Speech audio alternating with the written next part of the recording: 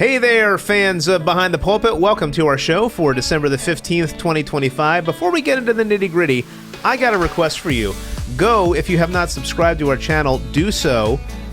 Like this video even before you've watched it. And what's the other thing? Click on the notification bell button. Bing! I always forget all the three things that you should do. My name's Pastor Bob. I am here hosting this. I've been by myself. I've been quite lonely the last few weeks. Whoa! Although, lonely at the desk. You know, Tim and Noah have been here. They've been, kind of off to the side, but they've been with us. Thank you guys. You're welcome. For being over there. You can hear their voice. But guess what? We're approaching Christmas, and we have gotten some letters, some angry fan mail asking, where is Pastor Dave? They're upset. Is something wrong with him? Can People you need to explain vote for his him, absence? and he hasn't been here. I could not do it. But I got some questions in the hallways. Where's Dave? What's going on? And so, Tim, did you watch that show, Where in the World's Carmen Sandiego growing up? I had a computer game that I played for about a day. You remember the theme? It was Where in the World is Carmen Sandiego? I don't remember that. That was the theme song. So I thought our song today could be Where in the World is Pastor Dave Hentschel? And that's what people were asking. And he's back, folks. Here he is.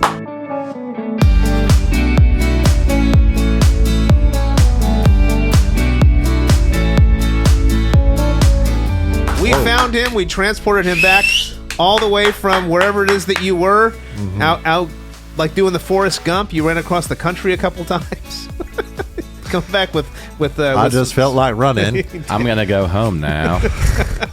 This chair is cold. Have you guys been like keeping this thing outside in the snow? That's a great question. Nobody's It's not been getting much sitting use here. It's not been getting much use. That's Man, for sure. It's time to warm this chair back We up. don't use that one for the fresh wave anymore, so it's just been empty. Oh Yeah, man, I it's- can feel it. Yeah. It's when you're not here. It's noticeable. All right. So since you were gone, in your stead, we had the course the Reese's. You still have that We thing? still had this. It was an honorary I'm spot. It surprised was you guys right haven't there. eaten that yet. I keep saying we should. One of these days we will. Maybe on our Christmas Eve episode, we'll finally eat the Reese's as an honorary. But I will tell you, though, the reason I'm bringing it out is because we did discover we have two number one fan. I think they're tied for number one fans. We got the Battle of the Johns. That's a new segment. John Buxbaum and John Rickershauser. And John Rickershauser showed up in person he came bearing gifts. He was one of the wise men. He came last week, spoke to me and spoke to Tim. Did he speak to you, Tim? He did. He informed me of a local ice pond that freezes over that I could play hockey on. Well, that's true. You are a big hockey fan. That was a helpful information. He gave me a gift, and I am now going to pass that gift on to Dave, since Dave is back. You ready, Dave? This was quite the gift. No, not this. No. Close your eyes right now. Close your eyes. Here it comes. Here it comes. Here it comes. Right here. Now you can look. Wow. For those of you that I don't know if you can zoom in here, this is a little bunny rabbit that's got a Reese's scarf, and it sings. It sings. Ready, Dave? Let's see.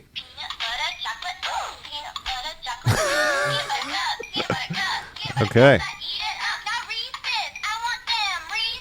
Wow.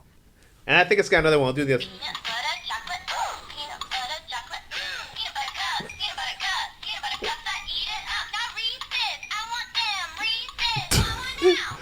There you go. This is quality It's podcasting. back. That's for you. That's for you. We're gonna win an award for this show. This was a gift for you? He came and gave it to me. Yeah. But I feel not right keeping it. I feel I must pass it on to Well, you. Jenna or Josiah or Zoe will like it, I think. Well, they might. But They might. So. it's beautiful, John. Well, let's just say for today, it's yours. It's a rabbit after for this my show, own heart. It's yours. Yeah. May this rabbit's tribe increase. All right. Well, man, you just came back from this doctoral seminar with lots of wisdom. Well, before we get into the other segments, just recap what was going on. Where have you been? Inquiring minds wants to know. Yeah, I was down in Louisville. And that's how you pronounce that. It's not Louisville. Okay, It's not okay. Louisville. It's Louisville. And, that's where Southern Seminary is. So I've been going back to school and doing some academic work there, a couple seminars and All right. colloquium, other classes. And so couple times a year, I'll be down there for some in-person training. Most of the stuff is remote, but in order to be accredited for a PhD in the United States, you have to have in-person learning time. So it's mandatory. You have to go to campus once in a while. So I heard you met a special guest when you were there. Shook hands with him. Oh, sure. Yeah, Our listeners might know who this person is. Yeah, I mean, Dr. Muller visited our class. He was really sharing about some of his experience, early days of Southern Seminary, taking over the presidency, and so it was great to meet him. And he has a thing for a certain kind of cookie that's, I think it's a caramel cookie. Seriously? And yeah, so maybe you should we bring made sure him we one had next that time. for him when he was coming. And it's great. That's his Reese's. The wild thing is, here we are in New Jersey praying for Amy Huber and first choice in the whole SCOTUS case, and he knew all about it, and he was actually talking about it on the briefing, and I just thought, what a small world. So we actually got a chance to pray for Amy and first choice while we were there in our seminar, and that was kind of fun to see how the Christian circles connect. Did they know she goes to your church? Well, I had to tell them all that stuff. Okay. Yeah. All right. So I'm kind of like, I know this lady. Oh, okay. So, you know her? What? What? Amy was sitting right there in your chair last week. We did a recording, which is available on our YouTube channel, our Underground Sessions podcast. I understood that things went pretty well. I listened to the Clarence Thomas audio. I listened to the whole thing. It seemed like I'll be surprised if it's not. Well, we're praying for a very wide decision, so yes, hopefully it'll be really good. That seems like so far an answer to prayer. So thank God for that. Great. Yeah. All right. So it was a good couple weeks, but it's also great to be back. Good to be home. Oh, good. All right. So you're ready for Behind the Pulpit? We got a couple other curveballs for you today. I don't know that there's a choice at this point, so we're recording. Attention, Millington Baptist Church seniors, it is that time. Senior Luncheon is this Friday, and we are so excited to welcome back the Pettit sisters for what has been an awesome Christmas tradition where we come together and sing Christmas songs together. You're not going to miss the December edition of the Senior Lunch for this year. Make sure you come on out, invite someone you know, and bring an amazing dish to share or dessert. It's going to be an incredible time this Friday from 12 to 2 right here at Millington Baptist Church. Don't miss the Senior Lunch. All righty. Well, I see here on the showrun order that my producer gave me, we have a mystery segment. What is this mystery segment that I am being shoehorned into right here? So, as I was thinking about the order of our show and the way that it looks, we have this great thing at the end of our show called the Theology Sprint. It's a great way to wrap it up. And I feel like a lot of times, sometimes we need a warm-up. We need some sort of warm-up before the show. So this is like this is the stretch. We So got to do we're gonna early stretch. calisthenics. We're gonna call this the weekly warm up. That's not a in stone name. That's a working title. I like it. So something that I thought would be cool is that if every episode, based on the date, we pull a verse that matches up with the date, and one of you or both of you can give a quick teaching to warm us up theologically. Before we enter the show, we have no idea what it is. Today is He's going to give us like something from Ezra 9 today or something. Today is December the 15th. So today's verse is Romans 12:15, which says, "Rejoice with those who rejoice, and weep with those who weep." Now it's on you to give us a quick teaching to warm us up this morning.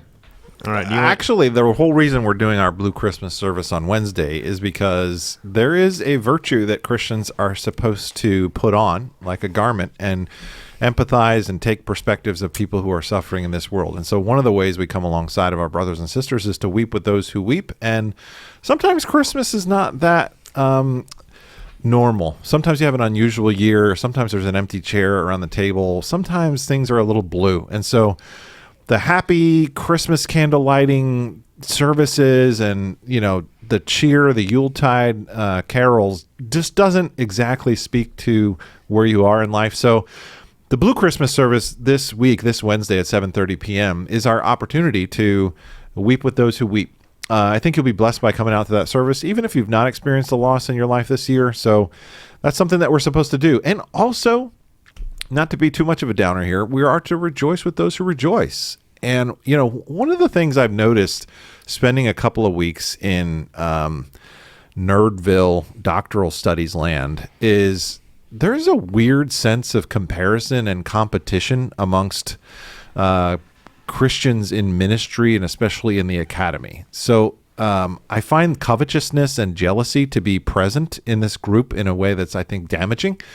And so rejoicing with those who rejoice, what that means is if you didn't get published, or if you didn't get the journal article peer reviewed, or if you didn't get the promotion, or if you didn't get tenure and someone else did, or if you didn't get, hired and someone else did, or you didn't get the award and someone else did academically, the Christian virtue is to rejoice with those who are rejoicing and come alongside of them, and not to be burdened down with green envy towards someone else who's had something good happen in their lives. The Christian thing to do is not to disparage the fact that they've, accomplished some success in that way. The humble posture that a Christian should take is to actually be able to be excited and rejoice with someone who may have accomplished something that even you weren't able to accomplish. And I think that's something we have to remember too. So they're equally valuable. Rejoicing with those who rejoice and weeping with those who weep. I think good reminders for Christian virtues that we're supposed to put on. It's like he hasn't been gone, folks. Here he is. He's back. I'm warmed up, but the blood is flowing, at least in my cerebral cortex. That was this week's weekly warm-up. And it's blood's flowing in my stomach. We just had some wraps that were left over from the bridge, and they were good, but the blood is going downward right now, not up. It's funny, when I saw the verse rabbit just for got today, excited. I said to myself, and I almost said it before you guys took over, I said, this looks like a verse just soaking wet with the opportunity for some promotion for an event coming up. And Pastor Dave, I didn't even have to say anything. You just gave me one less ad to record. By the way, you told me you've not been watching Behind the Pulpit. No, and so I need to get caught up big time. You've missed Tim's interjections, which may have just happened. Tim just kind of pops on the screen, and he's got some easy listening, jazz music behind him. Did you catch the heavy metal one last week? No, I actually was going to comment. I didn't watch all the way through, and the ones I saw still had the... Right after we talked about it was the men's man. breakfast ad, and I threw some heavy metal music. I have to go back and watch it now. But he pops in, and he's got music behind him, and then it pops back to us with no music. What are you trying to say? Where's our music? Sorry. All right. John Bonaventura would have loved the heavy metal piece. He's a metalhead. Yeah, that was part of the discussion. John was mentioned last week. He did. We couldn't leave John out. Hey guys, just want to tell you about something really cool that we just relaunched on our YouTube channel. The Underground Sessions podcast is back. The Underground Sessions is one of our favorite things that we do here at MBC. It's where we have conversations at the intersection of faith, culture, and politics. The Underground Sessions is a biannual time where we come together and have those discussions, but we also have a podcast where we have these conversations on a more consistent basis. Recently, the Underground Sessions podcast has looked like short strings of episodes where we've had awesome guests on to talk about some amazing topics. As we enter into our 5th season of the Underground Sessions podcast, we're still going to have those longer form episodes with these amazing guests, but we're also going to be more consistent with how we drop episodes by offering you a bunch of weekly short form commentaries. Every week, we're going to see Pastor Bob right here talking about something in the culture and how we should be thinking about it from a Christian worldview. We are so excited to have already dropped the first episode with our very own Amy Huber as she talks about what it was like to be a part of the Supreme Court case between First Choice and the state of New Jersey. If you haven't checked that episode out yet, I encourage you to do so and then share it with someone in your family, maybe a friend or a coworker.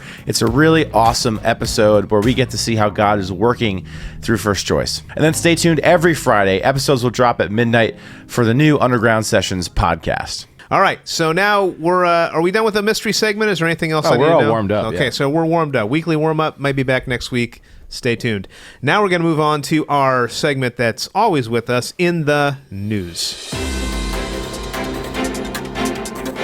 All right, so for the news, Pastor Dave, I don't know what you got on your docket, but I had a couple things I thought we could talk about.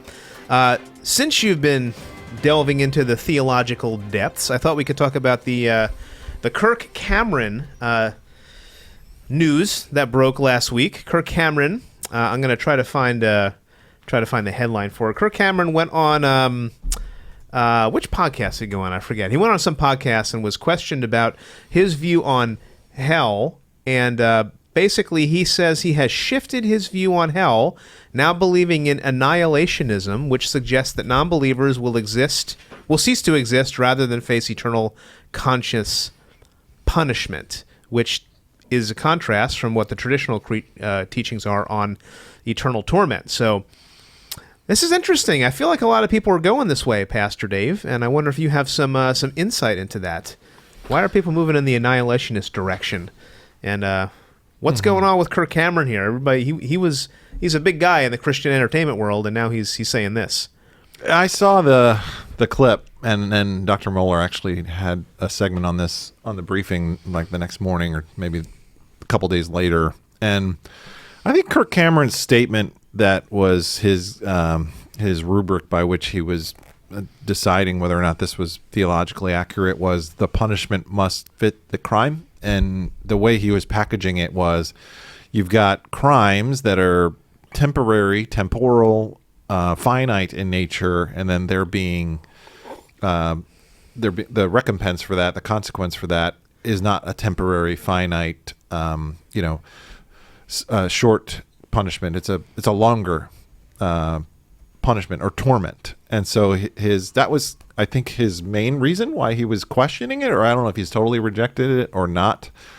There's answers to that. And so God is a just God, and we believe that he's an infinite God, and we've sinned against an infinite God. And so I think we should be really careful about, number one, taking our theology from Kirk Cameron, someone who has, I think, zero theological training. Yet he's out there quite popular. He's quite popular. Mike Seeger is very influential. Was that his name? Mike Seaver. Seaver. Growing Pains. Speaking of the 1980s, we'll go back. Yeah. Mike Seaver and Growing Pains. So I wonder what his sister thinks of this, Candace Cameron, because she's also an evangelical, influential figure. She's got a podcast too, as well. So I think there is room for discussion and theological debate about this case, but let's be careful about throwing away a doctrine that many, many giants of church history have held on to for centuries and centuries and centuries. So it's worth doing some homework about this. If you want a good book, there's a book that's one of those Zondervan Counterpoints books called 4 Views on Hell. And then the annihilationist perspective what's the is fourth there. view? So you have annihilationism, right? Sometimes it's called conditionalism, although they're not identical, but they're so close. Then there's the eternal conscious torment view. And then there is the universalist view, which is more like a Rob Bell kind of thing. Like everybody's eventually going to get one over. And then there's the purgatory view, which is purgatory. that Okay. there is fiery flames in your future to purge the sin and evil out of your life before you're allowed to get into paradise. Get burnt to a crisp so that you'll make your way through. Yeah. So my passage that I really struggle with this is Matthew 25. So there's the sheep and the goats thing, and then Jesus is talking about the judgment, and whatever happens to the people who actually go to heaven and sit on his right hand is eternal in nature, forever and ever. And then he uses the same exact language, forever and ever, in this place of weeping and gnashing of teeth. So it seems like a parallel. So whatever happens to the righteous in terms of the duration of that also happens to the wicked in terms of the duration of that. Now, we could debate that. If you want to actually wrestle with a theologian who has the annihilationist perspective, Edward Fudge has a book called The Fire That Consumes, and he wrestles with the appropriate texts in the Bible that deal with this, and he comes to different conclusions on that. So, yeah, I saw that in the news. It's interesting. Yeah, so that was in the news. The other thing that was grievous that happened this last week was the attack on the Hanukkah attack over in Australia. Yeah, I got a headline here. So, pull it up. Australian officials identify suspected Bondi Beach shooters as father and son. I don't know if you saw this video clip, but there was a heroic Islamic gentleman who actually wrestled away a rifle from one of the shooters, and I thought that was amazing, the fact that he was able to do that. So authorities in Australia have identified the suspects in Sunday's horrific Hanukkah shooting at Bondi Beach, Sydney, as a 50-year-old man and his 24-year-old son. And they didn't name the suspects, but they revealed that the father had been killed at the scene of the shooting and the son remained in the hospital with critical injuries. This was obviously a devastating, probably anti-Semitic attack that occurred, and our hearts go out to our Jewish friends, especially thinking about even our own close Jewish friends across the street, Rabbi Mendy, Rabbi Mendel. They had one of their celebrations last night out on the street. Is it today? It's first day of Hanukkah? Or is it last night's first day? I think it was last night, because Sabbath begins the night before, right? Yeah. Okay, yeah. Okay, yeah. So That's a very, very tragic and sad way to start what is a special holiday for our Jewish friends. Can we talk about the video of the guy wrestling the gunman down? Sure. Yeah. Sure. That I mean, I saw it, but I don't know what I have to say about it. in my circle of friends, we'd call that guy an alpha. Like, it looked like something out of a movie. Like, he just snuck up behind him, wrestled him to the ground, and like seamlessly disarmed the guy, and then just had him there, like, for the cops. Like, haven't like seen within it. I gotta 2 go see it now. seconds, It was the insane. weapon changed Made it hands happen. within 2 seconds. It was something like you'd see like on Jack Bauer 24. Like, no, you don't have the gun. I have the gun. Yeah. Now what? And that was pretty impressive. I'd be it was super courageous. Too. surprised if he didn't have some training, some military training or something like that. Yeah. Perhaps he does. Yeah. That was a very sad story coming out. Actually, there's been multiple tragic mass shooting stories this weekend. So if we're done with that, we can talk about the one at Brown. Oh, yeah. Yeah, let's do that one. So, I mean, there was a tragic shooting at Brown University up in Providence, Rhode Island. Brown, obviously, a friendly school to the Baptists. It was started by the Baptists. And Named after John Brown. Brown? No, I'm thinking of... Yeah, I got to Ugh. remember who it's named after. But there is a John Brown that's a different John Brown. So there's a shooter, and these poor students, I don't know if you saw footage of them like huddling and sheltering in place for hours and hours and hours as they were still in danger, and the shooter was at large, and then they arrested somebody, but then they let him go. And I haven't really watched the news this morning because I've been in meetings and stuff, but the last I checked, they didn't yet apprehend the person who committed these horrific atrocities. So certainly a sobering event happening on a college campus as well. So that was very difficult to see that this weekend. A couple different terrible shootings. It's a sobering reminder, and perhaps the reason why we need a Blue Christmas service. Gave you another plug right there. Yeah. Come out and grieve and return to the Lord and trust in Him for all things. Yeah. So yeah, there was. Here's the article says there was some degree of evidence that pointed to this individual, but that evidence needed to be corroborated and confirmed. The evidence now points in a different direction. So what this means is that the person of interest needs to be and should be released. So evidently, they're still looking. So let's pray for all those who are involved. Yeah. All right. Well, if there's no other entries, I think it's time to conclude our In the News segment. We'll be back to you next week. Concluded. Militant Baptist Church, it is back, and I'm talking about Night of Revival. We are so excited to be going into our third year where we are going to have Night of Revival starting off our year. Night of Revival is an incredible night full of worship and preaching and testimony. It looks a little bit different than your typical Sunday service. It's just an amazing time to come together with the focus solely on worshiping the Lord. The service will take place on Friday, January the 16th, starting at 6:30, and Night of Revival is an incredible event for you to invite someone to, whether it's a friend from another church or someone in your life who doesn't know the Lord. Night of Revival is such an incredible night where we get to come together, share the gospel, and worship. That's Friday, January the 16th, starting at 6:30. You're not going to miss this year's Night of Revival. I'm sure there was some announcement that happened right now as far as NBC News. But let's move on to our other world-famous segment, The Great Book War. And to that, I'll turn it over to Tim for the introduction. It's been a little bit, and I am going to have to do some reconnaissance as to what the actual score is. I believe it's 7-2 in favor of Pastor Dave, but I have to look. My PowerPoint got closed and evidently didn't autosave, so I have to do some recon on the score. But Pastor Dave is winning, I believe. Still, even after I took like 3 weeks off. Well, so here, this is a good point that you're bringing Didn't I up here, forfeit? Tim. That's They true. were not You out giving me of- any points for all the books that I recommended while you weren't here. So here's what we'll do. I feel like you won those weeks. As Noah and I You are heard it here, folks. the co-commissioners of the book war, I think late in the evening last night, we were up until the dark watches of the morning discussing the league situation. We decided that there is a 3 absence maximum for Book War passes, and Pastor Dave has exceeded those this season. So moving forward, next week, after the results of this week, we'll have an updated score that will be rewarding Pastor Bob for several of the missed weeks that Pastor Dave has. For my participation. As someone who has spent time as a professor, Pastor Dave should know all about the unexcused absences that come with missing class, and this is very similar. So the co-commissioners have decided. I understood. And the Board of Governors has thrown down their gavel. The rules are the rules. I understand. Nobody's above the law. Noah, do you care to comment? No comment. Noah comments more in the meetings. It's true.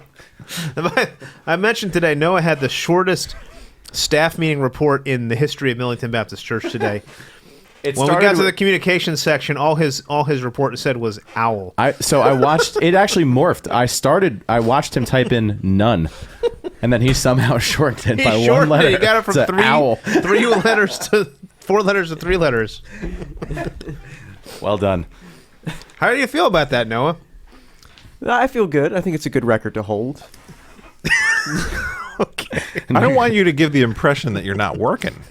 Noah's very productive. You just wouldn't know that based on his staff report. He's very productive. You just would never think he was actually working. He just doesn't have much to say about it. Next week you can just If you have any questions, ask me, but I've been working. Next week you can just write no. Anyway, Pastor Dave is winning the book war, we are going to continue this week. Pastor Dave, I'm sure you'll bounce back. Do you have a book? And win this week? I left it at home, but I have a. Oh, good. All right. I have both the hard copy at home and the audio book here from Audible. So it's so small, Tim. I don't know if you can do anything about that, but it's David Wells' book, No Place for Truth. I confess, I listened to this on audio. I had 36 books that I had to read, and this one I read on my way down to Louisville. It was great. So David Wells, Whatever Happened to Evangelical Theology, has a book that you should read. It's called No Place for Truth, and he basically tracks where we have come in society after the First Great Awakening until today, and what is the role of the clergy in terms of being the truth broker. And he says that's not your job anymore, which is a sad thing. But he says that basically theology used to be made up of 3 important parts. The first part is like, what do I believe? And the second part is like, how do I reflect on what I believe, and how does that form me into a person? And then the third part of theology is how do my values and ethics get shaped by my theology? And those are the 3 essential parts to anyone who believes anything. And they used to be together, and the pastor was the theologian who would help people understand that in their worldview. And that has now changed. So rather than those 3 things like stick together, he says they've been dismembered and they no longer go together. So a person in America today, because of modernism, because of secularism, because of postmodernism, now takes what they believe from somewhere else besides their pastor and oftentimes besides their Bible, because that's not the authority anymore. And their reflection doesn't come from their theology anymore. Their reflection comes, they're being shaped by these other things in their lives. And then their ethics come from internal, experiential sources of authority on the inside. And those 3 things have been blown apart. And as a result, there's no place for truth. And so his call in the book is to stop doing what we're doing as clergy. He says we've been overcome by pragmatism, and that all we do now is manage and be psychologists. So we try, because people don't need us for truth anymore, so they only need us to help them manage things. So we manage externals in life, or we manage the church organization, and so that's what a pastor does. Or we psychoanalyze, and that's managing the internals of people's lives. And so that's what pastors and clergy people have become, and it's really not the original calling. So he challenges us to take back the mantle of being what we're called to be as clergy, which is the truth broker. So that's his book in a nutshell, but it's a very good digestible little history of the last 200 years and how did we get from back then till today. he does a little bit like what Carl Truman does. Like, how did we get to the place where something my grandfather would not be able to accept, that I'm a man trapped in a woman's body, is somehow like universally accepted today, or not universally, but pretty much accepted today. Understood. Understood. Yeah. So he does that, I think, in a broader sense, and gives a little bit of a different bent on history specific to the New England geography. Fantastic book, really helpful, and I highly recommend that, not just for clergy, but for anybody. So, No Place for Truth. That's my book. Not to be confused with New York Yankees pitcher David Wells. Different David Wells. This is David F. Wells. Yeah. He's a seminary professor, unlike David Wells, the left-handed pitcher who liked to eat a lot, I think. And threw a perfect game. The audiobook is available on audio. So if you're an audible guy, I enjoyed it that way. There you go. You like doing some listening sometimes, not just reading? I do. I mean, well, sometimes I like to move. So if I Yeah. need to move, listening is a little better, My only problem is, like, sometimes I like to write in the margin, or I'm like, oh, that's good, I want to underline that. And I don't do good with the Audible has some sort of bookmarking feature, and I don't really do good. You can at, clip like, it, yeah. tagging that Yeah. stuff.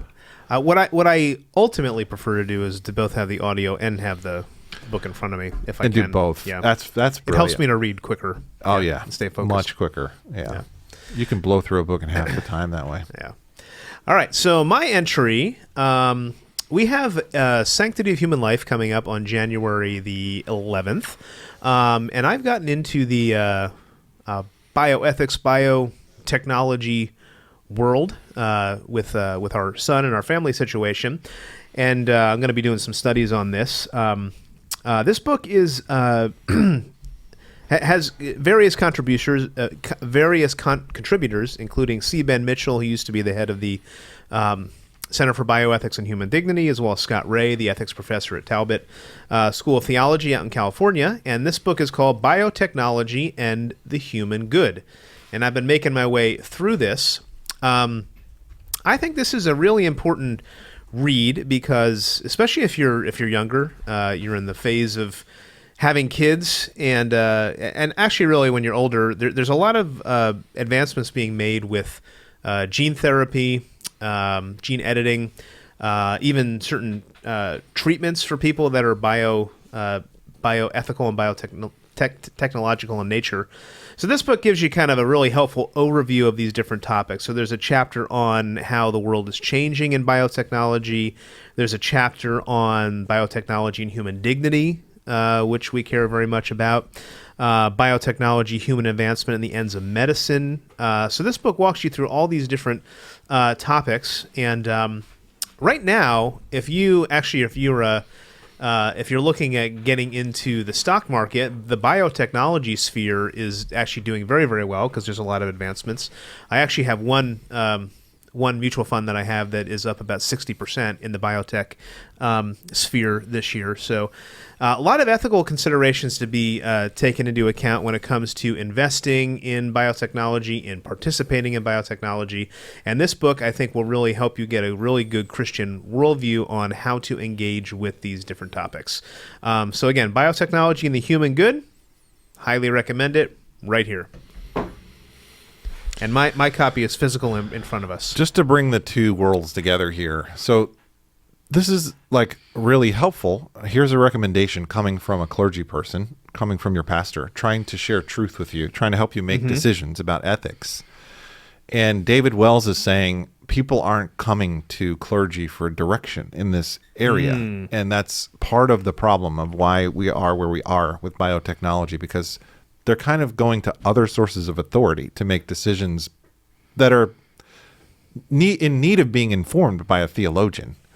And so I think it's important that these kind of books and these kind of recommendations and this kind of guidance is given by us, because the Bible does speak to these very important We tend to issues. silo out these disciplines when some of them need to be talking to each other. Yeah. Or I make decisions about this, and then later on I find out, oh, there was some ethical issues with what I've done. And it would have been more advantageous to have that conversation earlier. And speaking of Al Mohler, his commentary this morning was all about IVF and surrogacy, something that people might think doesn't have any issues, but yet he's speaking about it from a theological perspective.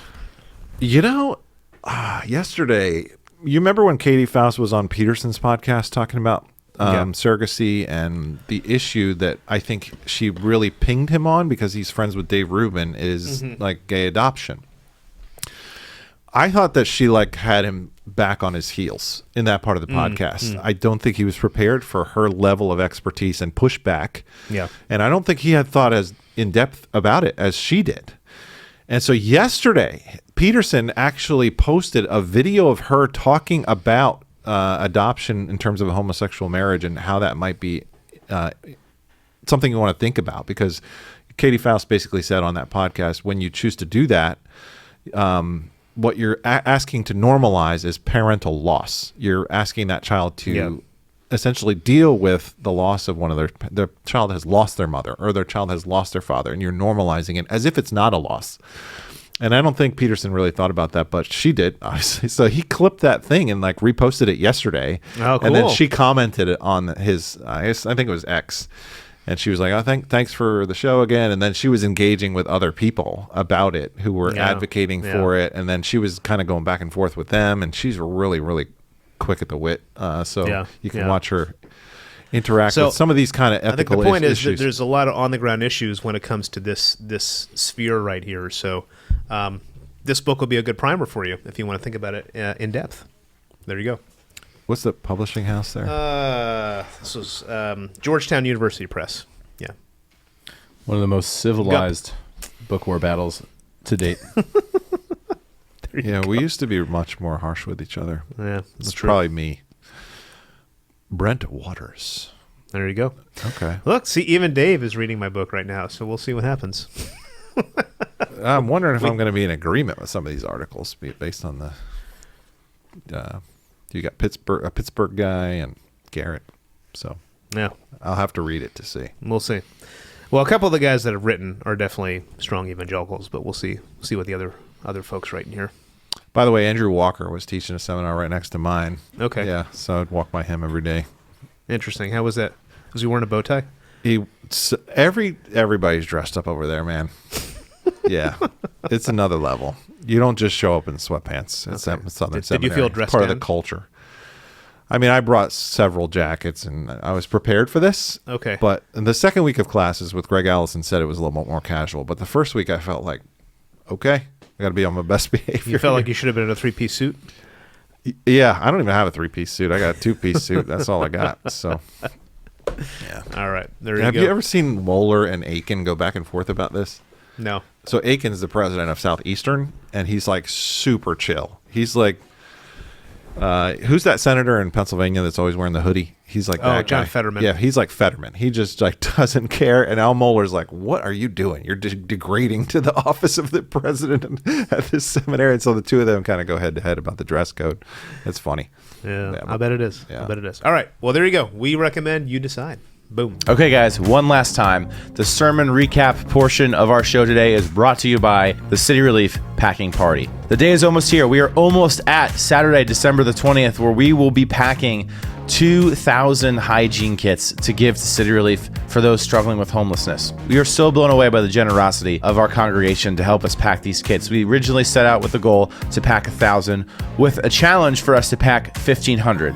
And before we knew it, we were ordering an additional 1,000 kits. So we're going to be able to pack 1,950 fully stocked hygiene kits. And with the extra supplies left over, we're going to get to 2,000 mix match kits. We're so grateful for your generosity, but now we just need people to pack. Last year, we had an amazing event where we had so many people come out to pack just over 600 hygiene kits. Well, we need a crowd similar to that to pack just about 2,000. This Saturday, December the 20th, from 9 o'clock to 11 o'clock in the morning, we're going to be having this event. If you're hungry, come a little early for breakfast. We're going to be starting that at 8:30. We're going to have some incredible coffee from Barrister Coffee House. We're going to have hot chocolate, candy canes. We're going to have a presentation about further ways you can get involved with City Relief here at NBC. It's just going to be an amazing time. Christmas music, wear your Christmas sweaters.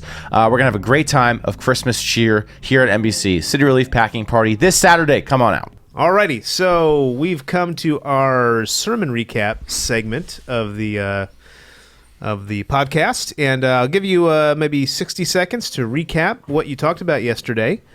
And I got some questions then, Pastor Dave. Okay. Isaiah chapter 58 is a well-known chapter about the true fast and how people sometimes engage in religious activities thinking that they're going to be pleasing to God, but yet they're missing God's very heart, because religious external obligations do not in any way replace the call of God to be about his priorities, which are caring for the very people that are made in his image. And so we cannot think that things are okay with God and us if things are not okay with us and our neighbors. And so it's a very convicting passage about justice. Specifically, the two terms that are used there are righteousness and justice. This is what God is concerned about, and he's calling his people, he's rebuking his people by telling them, I'm rejecting the kind of worship that you're offering, and I'm going to tell you the kind of worship that will be pleasing to me, which would be going out and doing the kind of justice that I'm calling you to do, caring for the marginalized, caring for the poor, caring for what's called the quartet of the vulnerable, the widow, the orphan, the immigrant, and the poor. And I think Isaiah 58 is one of those heavy passages that really recenters us and helps us understand the calling of God on the people of God to care for the children of God who are being mistreated, sometimes on an individual level, sometimes on a family level, and sometimes on a society systemic level. And Isaiah 58 reminds us that this is not a woke thing to talk about caring for those who are mistreated in society, that this is at the very heart of what it means to be a follower of Jesus. And so, convicting passage. We had a little fun by putting together a drama to try to draw out some of the tension in this conversation. And it was a difficult passage, not so much difficult in terms of like, this is hard to understand, but a difficult passage to convey because it's very convicting and it's very unsettling. It was unsettling to me. And if it was unsettling to you, frankly, I think that's actually a good thing. So my opinion is if you're a preacher and you preach on Isaiah 58 and nobody feels uncomfortable or unsettled, you probably didn't do a good job preaching Isaiah 58 because it is a very weighty passage. And so that's kind of the overview, but I'd love to talk about any of the details that we want to get into. So maybe one of the things I would ask you is, what, as you were studying it, what were some of the things that surprised and challenged you personally? Like, what were some of the specifics as you prepared the sermon? Mm-hmm. Yeah, I think we all have different bents in terms of areas of interest in ministry, and I think sometimes that can be out of balance. A disciple of Jesus should be following God in a number of different areas. So, one of those areas is, knowing his word and personally spending time devotionally with him. One of those areas is fellowship and making sure that you're known and you're in community. One of those areas is finding your spiritual gift and then serving and using that gift. But there is an area of following Jesus which is very external, and it is very outwardly focused and very much a posture that is towards those who are in need of ministry. And I think it was challenging to think, okay, where in my life am I making room for that aspect of following the Lord Jesus? So I think it's important to keep that in mind. We have people in all around us that are easily forgotten, and we need to make sure that we're being obedient to the Lord in those areas as well. What do you think are some of the common barriers that people have that prevent them from living out Isaiah 58 on a daily basis? Mm-hmm. I think it's uncomfortable. And I think sometimes it's scary. If you go on the relief bus and you camp out in Newark, it's not an area where you feel completely at ease. You're probably a little bit more circumspect. You're probably a little bit more on edge. It can be frightening. It can be anxiety producing to go to the places where the needy are and to care for them. Some of the barriers would be more self-focused type of behaviors, mentality. Some of the cognitive barriers would be like, oh, that's the social justice warrior's job. That's not really our call as Christians.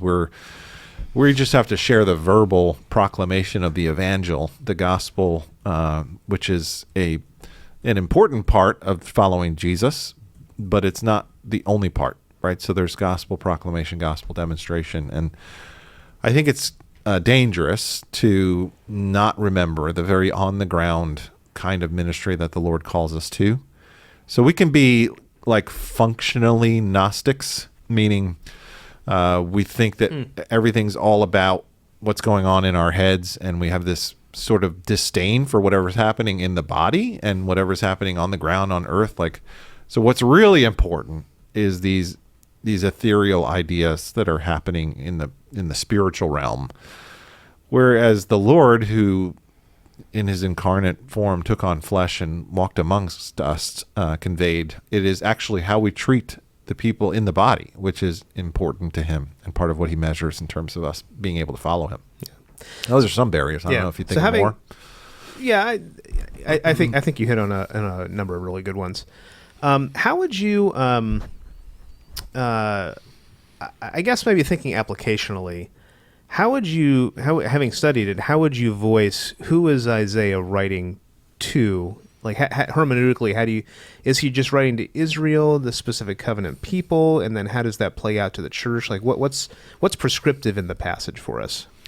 I mean, the people of God in Isaiah's day in 700 BC were being disobedient to their call to bring about righteousness and justice for the marginalized in their society. But there's a pretty easy theological bridge that comes right over into the New Testament.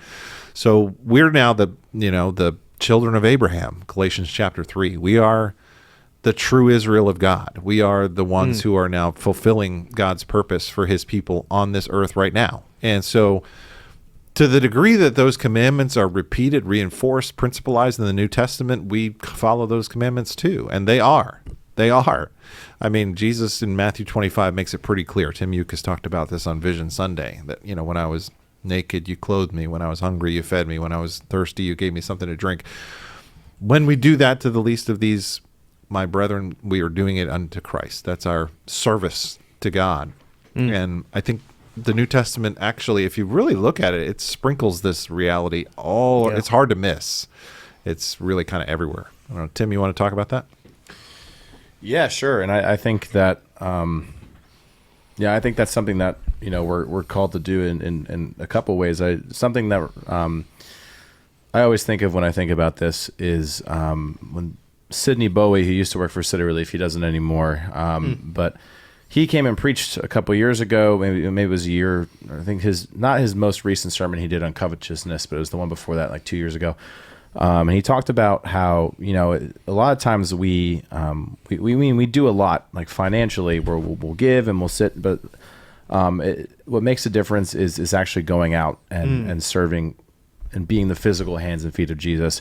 And sometimes we need to go out and put ourselves in positions to do that, because a lot of times, I know for a lot of people who live in our church, it's not right in front of our face. We're not that close. We're close enough to Newark, but we don't live there. We're blessed to live in a very nice area, and we do have some of that, homelessness around us. But really, where it is, like, we need to go out and we need to put ourselves in a position to do that. And that's why I'm so excited about having these opportunities to go out as a church together and serve with City Relief and, be on the bus, go out into New York City. You can go on our website and sign up for those opportunities right now.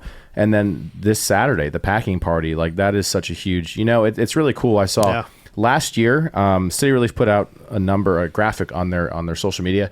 They received a total of just over 8,000 hygiene kits and donations last year. And we're going to start the year off for them with 2,000. So that's almost a quarter of what they received last year off the bat.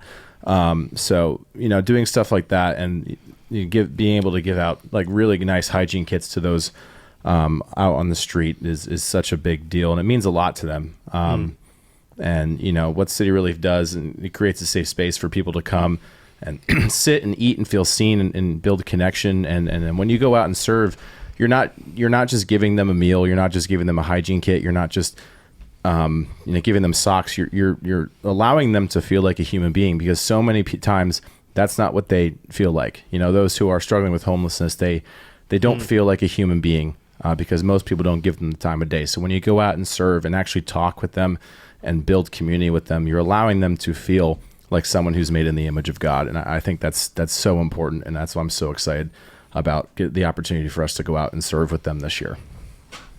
I remember one time, I didn't have much money when I was in my 20s, but a good thing that you're constantly, well, let me put it this way.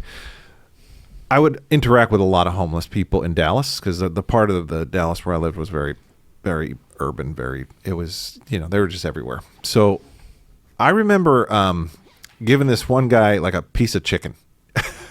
And I didn't have like cash, he wanted cash, but I had my lunch, right? So I had like, fried chicken, aluminum foil, I was going to eat it, but I was like, you know what? I don't have any money for you, bro, but if you'd like this, like I have that. And he was just very, very grateful. He actually quoted scripture back to me. Yeah. And so you tend to think, wow, maybe these guys are closer to the Lord than I am. A good friend of mine, Jerry, and I used to go to McDonald's and buy $1 sausage McMuffins. And we'd get like $50 each worth of McMuffins. And then we'd go down to this place called Boxtown, which was like tents under a bridge where, a lot of people were living. And we would just like walk up to the tent, say, hey, you hungry? And, give out these little sausage McMuffins and a Gospel of John tract and try to be a light in those areas. Yeah. I kind of miss those times. I don't feel like there's a real huge outlet in my life for those kinds of ministries anymore. And I feel like I want to experience that in a more frequent way. And so that's something that I was thinking about. How can I apply this right now in my life? Because it's a wonderful opportunity. And it can be difficult because it's uncomfortable oftentimes. Yeah, that's good. Well, for discussion purposes, I asked ChatGPT to help me put together a chart. Oh. So I got a chart here. Oh, this is a GPT chart. Well, I gave it the prompt, but I asked it basically, because I think naturally what people will think about when they hear Isaiah 58, and part of the reason why I asked you, who's this written for? Because some of the debate is like, is this prescriptive for the church to go out and do, or what's the role of the state? So I asked it to give me a contrast between a more progressive reading and more conservative reading of Isaiah 58. And in the middle, I asked it to float in some Abraham Kuyper, one of my favorite theologians. So this is the chart that's up here. And maybe we can just talk through this right here. So on the issue of their view of Isaiah 58, let's say a more progressive person might say this is a structural mandate, for the government to do. Abraham Kuyper has this view about different spheres, the sphere sovereignty, and this should be something that gives you a moral vision across those. And the conservative one would say that this is a moral indictment. So, is Isaiah 58 written to the government of the time, or is it written to the people of God in terms of how they've not been living this out? Right now, in the Old Testament, that's sort of, they're sort of blended together. So you have to kind of extrapolate that out for the role for the church. The second issue is who's the primary agent that actually carries this out. So in a more typical progressive view, it's the state. So this is where you'd say, well, I'm giving money, I pay taxes, and the state is the one who takes care of the poor. I hate when you got that. We have to move around here. Abraham Kuyper says you got multiple spheres, and then the conservative person would highlight the individual and the community, right? And then in definitions of justice, let's just say a more progressive person might say there needs to be material equality. Everybody needs to have equal outcomes, right, for true justice to have happened. Abraham Kuyper talks about how there's a right ordering in society, and then a conservative might say this is really about action, that the person is taking wise actions in terms of how they live and the decisions they make. Role of coercion. So typically on the more progressive side, you would say the state should force you to give, right? You need to pay your taxes to help take care of the poor, create welfare systems, and such. But of course, in the Kuyperian and the conservative view, that needs to be much more limited, right? Not that you shouldn't do it, but it shouldn't be coerced by the state. And then at the bottom, they put down these risk factors. So in the progressive view, this can lead to statism, more of a top-down authoritarian control. Kuyper would talk about, bureaucracies getting created, and then in the conservative view, and this is the main criticism they get, is that there's a moral neglect. So it's great that you say that you should help, but you really don't. And so you're kind of saying one thing but not doing another thing. So I wonder, how can different people apply Isaiah 58 when we think about some of the modern debates of our day? I mean, affordability is a big debate right now. Is that the role of the state, the church? Does Isaiah 58 apply to that? I don't know. Maybe we can talk through this right here. That's what I was kind of run through my mind as we were talking about Isaiah 58. Who's got the role here? How does this apply to certain situations? Do you remember the ordered loves thing? Like, I think it was Augustinian, where he talked about yes. Okay, so how do you prioritize who you're going to be making sure is okay? And so there's this sort of concentric circles that you build. My first priority is I got to make sure my own family responsibilities are taken care of, and then after that, I start thinking about the broader community, and after that, I start so. I think that comes into play here in terms of personal responsibility. In terms of the biblical role of the state, I think the state does have a very clear mandate in the scripture to restrain evil. So to set up an unjust system is a state problem. So I think promoting things like social order and making sure there's fair opportunities is a state thing, right? Protecting the vulnerable who are often exploited by those who are more powerful, those who are wealthy, from exploitation is a state thing. Protecting them from violence is a state thing. That's really a function of coercion, right? But in terms of, I guess this would be in the biblical terms, like the ministry of mercy. In terms of the ministry of mercy, and Keller has a book titled Ministry of Mercy, which I haven't read, but maybe he would go into this. Ministries of Mercy. Yeah, I think it's Ministries of Mercy. Yeah. Yeah, I think we've lost our calling as the church to make that be the church's job. I suppose I'm in favor of the state providing some kind of a safety net and preventing utter destitution, right? But I would love to see the church take up the cause to be the body and to be the witness, to be the light, to be the lighthouse, to actually bring about flourishing in society through these acts of love, mercy, and justice. I wonder if has the church lost an urgency to do some of those things because they think maybe the state is doing it, or it's what? Getting back to the barrier question. You look at hospitals and ministries that have been established over the years, and a lot of times it was churches that did that. How many hospitals are named after churches? And have we lost an urgency to do that in the United States? I see people doing that overseas, but maybe not so much here. And is Isaiah 58, isn't that a call for us to think about ways that we could do those things and investing our money there to help? Yeah, I mean, we have this conversation in our home a lot because my wife is like a public health person, and so she thinks about who in society is in need of structural support and how we can best do good from a coercive state side. And I think that there's some unnecessary disparaging of that from evangelical Christians who claim that the government doesn't have any role there. I don't know that that's really the best way to think about it.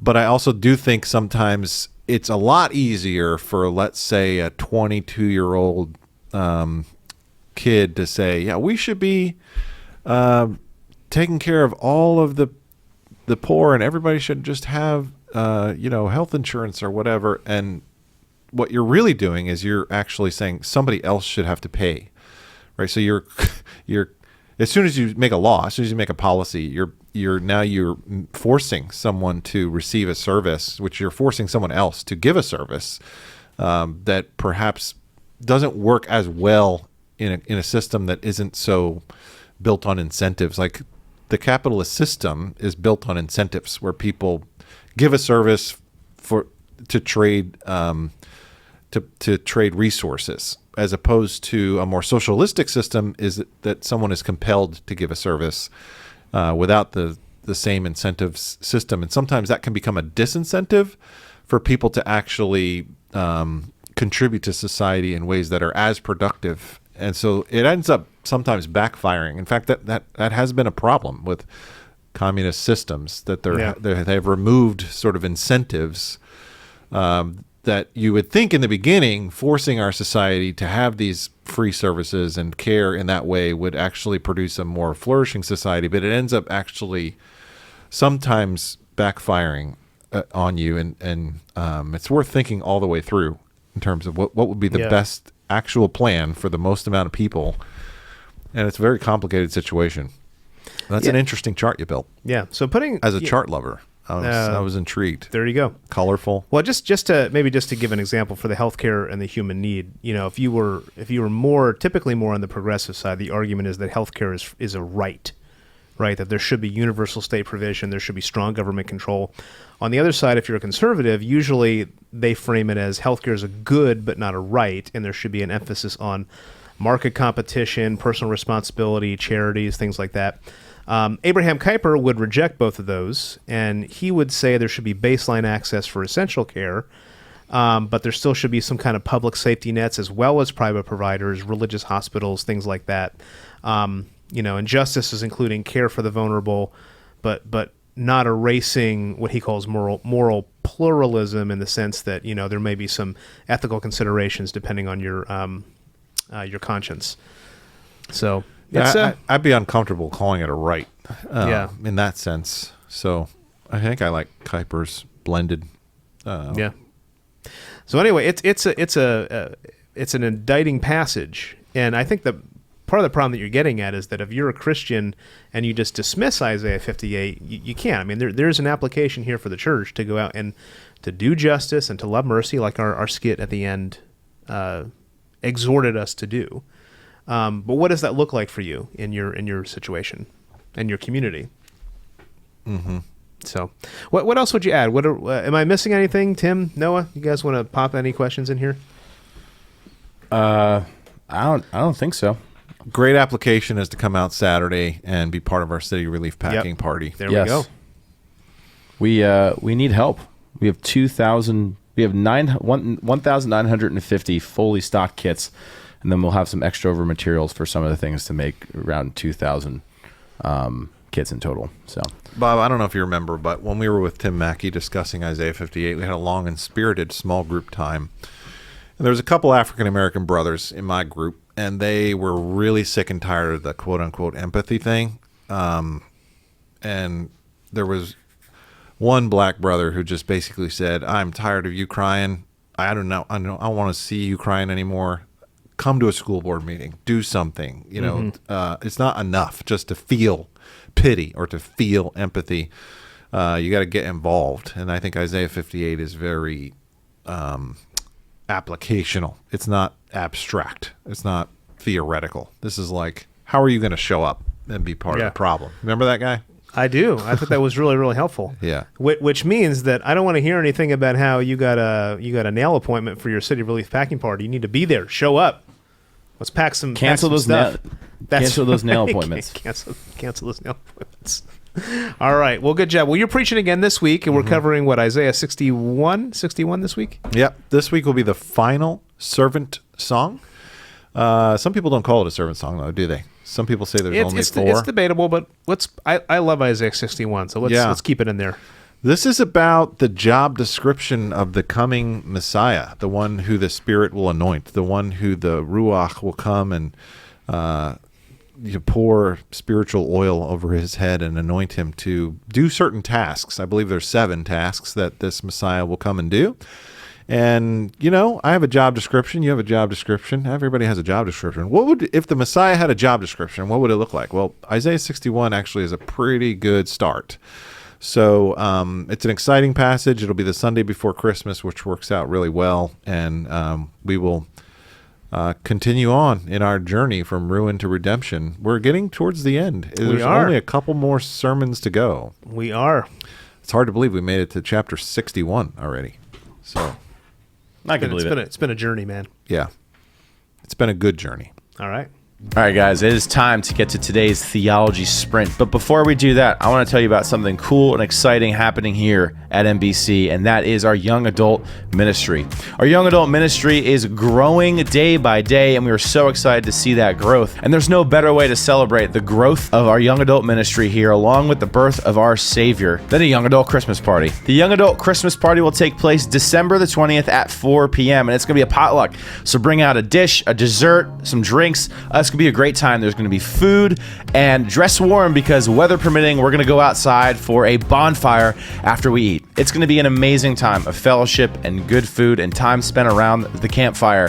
So if you are interested in that, or you know a young adult that's looking for something and may be interested in that Christmas party, make sure you DM our young adult Instagram page, MBC_YA, or email the church office, and we'll get you all the information you need about where you're going to come to our Christmas party. You're not going to want to miss it. All right, so I think we're on to the Theology Sprint. We've done the warm-up.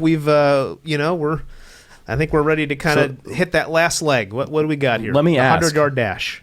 Do you feel more prepared for this Theology Sprint now that you've had a warm-up? We had some pretty deep discussion today. The 12:15 thing, that was the warm-up? Yeah. That was a long warm-up. It's a warm time. Should we get up and stretch? Noah, It's a mental warm-up. take us there. All right. So our theology sprint for this week is: should Christians support or oppose the death penalty? Wow, that's I haven't thought about that one recently. I can start. Do you have Sure. do you have some thoughts? Mm-hmm. Yeah. A lot of times people generally confuse the idea of taking life into an umbrella category as if it's all the same. And so they say, well, if you're pro-life, then to be consistently pro-life, you would also have to be against capital punishment. I think you're making a category error there. So what the Bible prohibits is not necessarily taking life. It prohibits taking the life that is innocent. And so capital punishment was instituted in the scriptures by God, given to Noah in Genesis chapter 9, and it was not about devaluing life. It was actually about upholding the value of life and protecting the image of God. And so God tells Noah, if someone's life is taken, then as a result, their blood should be shed as well. And that was the high value that God was putting on human life. It is then repeated as a command inside of the Mosaic law. And then if you come over into the New Testament, even though Jesus in the Sermon on the Mount does have some statements that can be taken in a nonviolent way and seem to push against the idea of ever using force, coercive force, when you read other passages like Romans 13, it says that the government has been given the sword by God as his servant, as his deacon, in order to uphold justice. And the sword in those days was the power of capital punishment. So New Testament ethic, Paul is saying that the government does have the ability to take human life in certain circumstances, in certain extreme, very grave circumstances.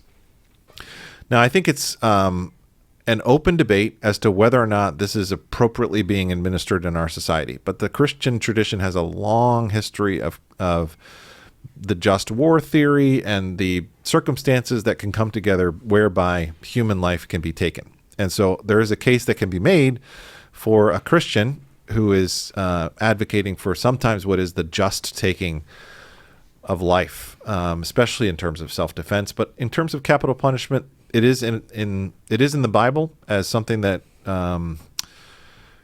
can be justified, I would say. Now, if you feel differently about that and you feel like in our day and age we should use the prison system as a way to rehabilitate and to show mercy and to, work with people in a different sense to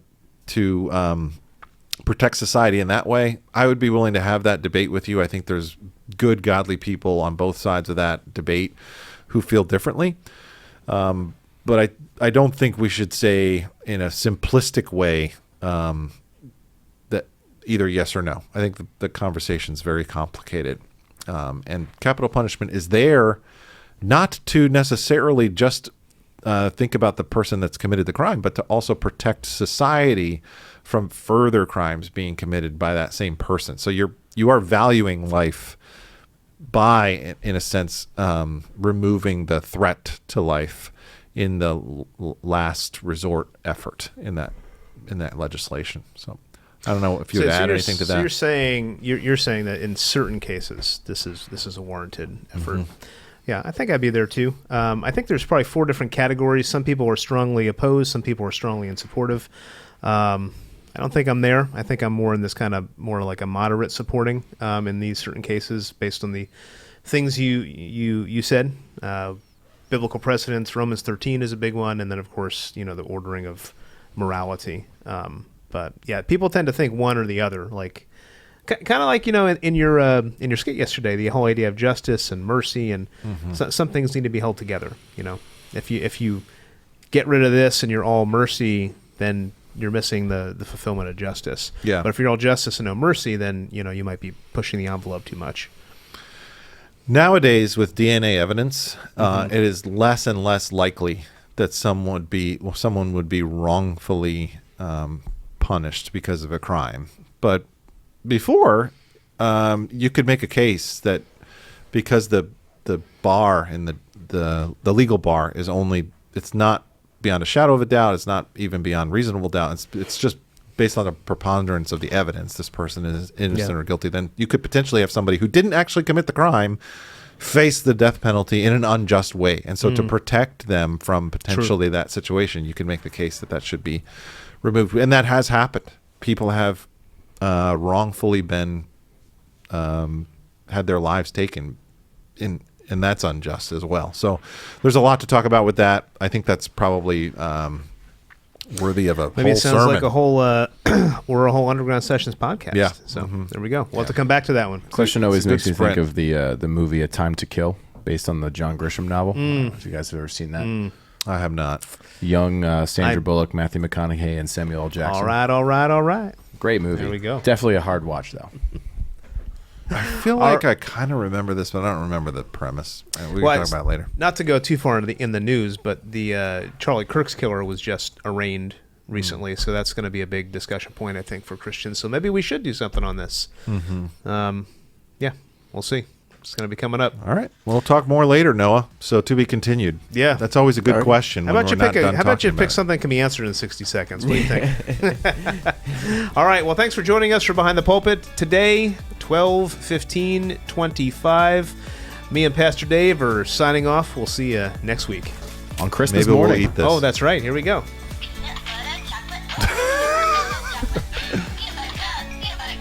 It's time for some.